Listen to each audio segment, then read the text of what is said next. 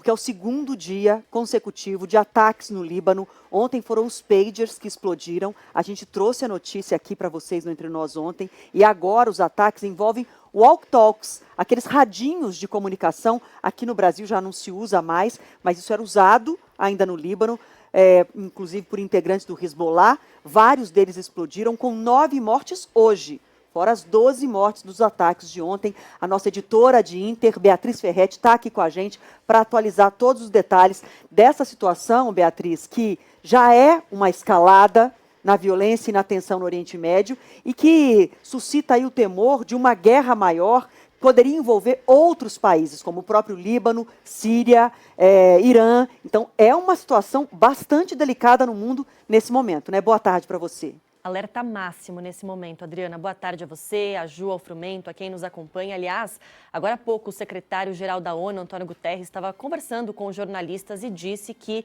é alarmante o que a gente está acompanhando a partir de agora no Líbano e afirmou que todos os países precisam agir para evitar justamente essa escalada da tensão no Oriente Médio. Hoje, o que a gente acompanhou foi o segundo dia seguido de explosões no território libanês, não só na capital Beirute, mas também em outras cidades nos arredores e também na Síria. No Líbano, até agora, só hoje, como você disse, são 9 mortos, mais de 300 pessoas feridas e uma das explosões acabou atingindo um funeral de uma pessoa que tinha morrido ontem. Nessas explosões de ontem, que mataram 12 pessoas, incluindo 2 crianças, sendo elas uma menina de 9 anos. Nas explosões de ontem, como você disse, o que explodiu foi pagers que são utilizados pelo grupo Hezbollah, justamente porque são dispositivos que não são possíveis de serem rastreados, não tem internet. E ontem, mais de 3.000 pessoas se feriram. Esse é o dado mais atualizado do Ministério da Saúde do Líbano. Hoje, o que foi atingido foram os walkie-talkies, nesses rádios portáteis e até painéis solares de moradores na capital libanesa.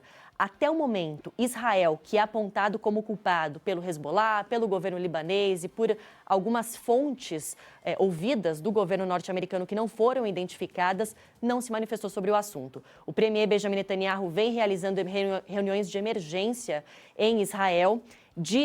O governo de Israel disse hoje que Israel está entrando numa nova fase da guerra, dizendo que vai reforçar a ofensiva no norte do país, justamente na fronteira com o Líbano, porém não reivindicou a autoria dessas ações. A gente tem ainda, Adriana, envolvimento de outros países. Por quê? Ontem se falou muito sobre isso, né? Como que essas explosões aconteceram? Foi um ataque hacker? Foram explosivos que foram implementados nesses dispositivos? E essa segunda hipótese é a mais forte até agora. Nada foi comprovado oficialmente, mas o que se diz é que os israelenses, por meio do Mossad, que é a agência de inteligência, conseguiram se infiltrar na produção desses pagers, né, para implementar cerca de 50 gramas de explosivos em cerca de 5.000 pagers que seriam enviados para o Hezbollah.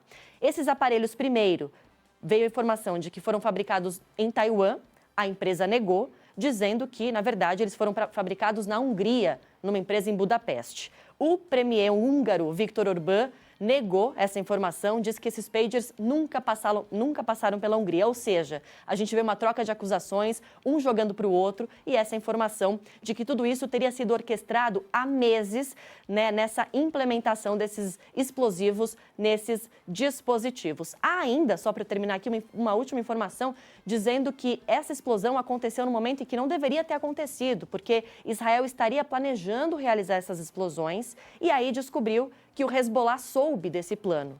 Daí eles falaram, bom, é hora de explodir, vamos acionar, vamos detonar esses dispositivos, o que acabou, por isso, atingindo uma boa área civil ali, supermercado, funerais, enfim. Mas tudo ainda sendo analisado, investigado e um segue jogando a culpa para outro. Enquanto isso, segue esse alerta máximo, inclusive com um possível envolvimento do Irã, que é um país que financia e é aliado do Hezbollah, também do Hamas. E não à toa, houve também um ferido iraniano, né? O embaixador do Irã no Líbano acabou se ferindo nas explosões de ontem e fontes ouvidas por jornais dos Estados Unidos indicam que esse embaixador iraniano chegou a perder um olho durante as explosões, Adriana. Beatriz, qualquer novidade sobre esse assunto, a gente segue atento ao que acontece no Líbano. Só trazer um ponto importante que eu acho importante destacar, que é o seguinte: ontem, conversando com um analista de cenário internacional, de política internacional aqui do Grupo Bandeirantes, o Moisés Rabinovici, ele tocou num detalhe que às vezes passa despercebido, que é um ataque que destrói a capacidade de comunicação do Hezbollah.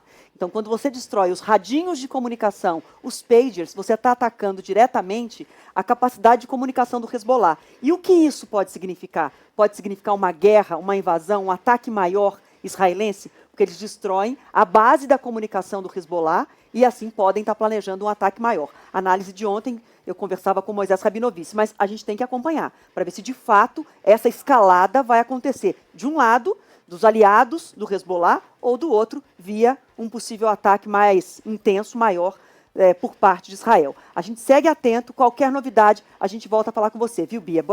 Obrigada por enquanto. Obrigada, até Boa mais. tarde. Boa tarde. E a gente